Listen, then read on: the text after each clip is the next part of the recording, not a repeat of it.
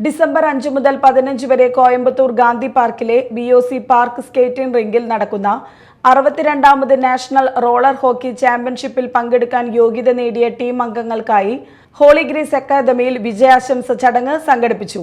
Mala police station SI Rajeev Nambeesan മുഖ്യാതിഥിയായിരുന്നു.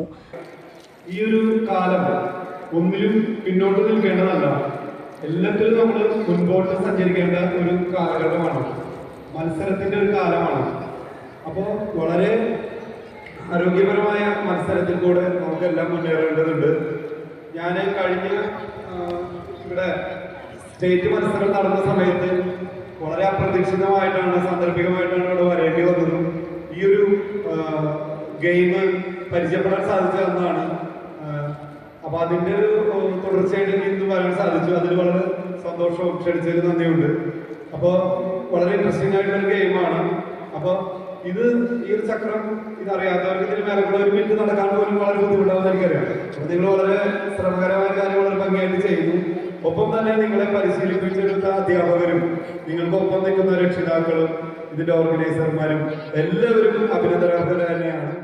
School chairman Benny John Ainikkal, school academic director Joseph Alunkal, school principal Bini M എന്നിവർ പ്രസംഗിച്ചു.